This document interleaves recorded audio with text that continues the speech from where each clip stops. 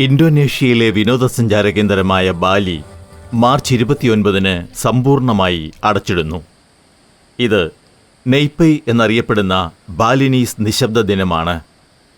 Balinese സംസ്കാരത്തിലെ ഏറ്റവും പ്രധാനപ്പെട്ട ദിവസമായ നെയ്പൈ നിശബ്ദതയുടെയും ഉപവാസത്തിൻ്റെയും ധ്യാനത്തിൻ്റെയും ദിനമാണ്.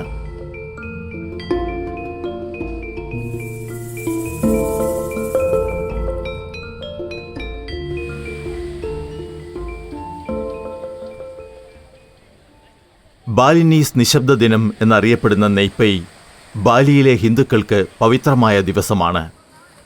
ബാലിയിലുള്ള എല്ലാവരും അവരുടെ മതവിശ്വാസം പരിഗണിക്കാതെ ഈ പാരമ്പര്യം പിന്തുടരുന്നു.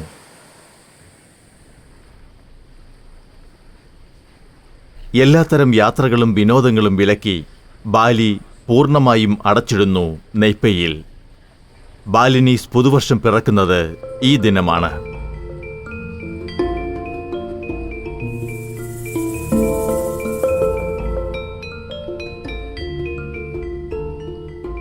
ഇന്ത്യയിലെ പുരാതന ഹൈന്ദവ സംസ്കാരത്തിൽ നിന്നാണ് നെയ്പൈ ഉടലെടുത്തത്.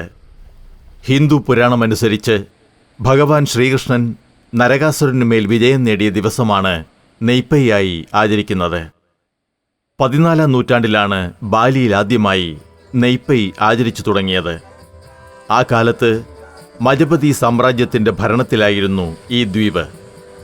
ഇക്കാലത്ത് ബാലിയുടെ രാജാവ് വർഷത്തിൽ ഒരു ദിവസം എല്ലാവരോടും അവരുടെ വീടുകളിൽ തന്നെ ഇരിക്കാനും നിശബ്ദതയും ധ്യാനവും ആചരിക്കുവാനും കൽപ്പിച്ചു. പൈശാചിക ശക്തിയെ പുറത്താക്കാനാണത്രേ ഇത്തരത്തിൽ ഒരാചാരം നടത്തിയത്.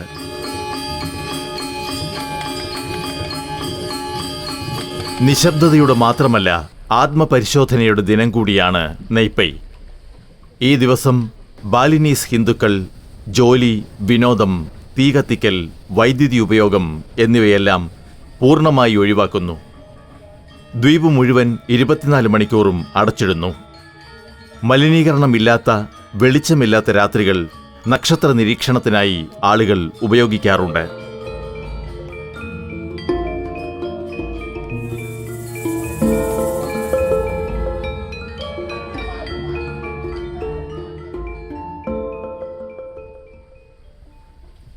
നിരത്തിൽ വാഹനങ്ങളില്ല, ശബ്ദമലിനീകരണവുമില്ല. ദൈനംദിന ജീവിതത്തിലെ തിരക്കുകളിൽ നിന്ന് ഒരിടവേളയ്ക്കും അവനവനോട് തന്നെയും പ്രകൃതിയുമായും സമരസപ്പെടാനുള്ള ഒരവസരമായാണ് നെയ്പൈ ദിനം ആചരിക്കുന്നത്.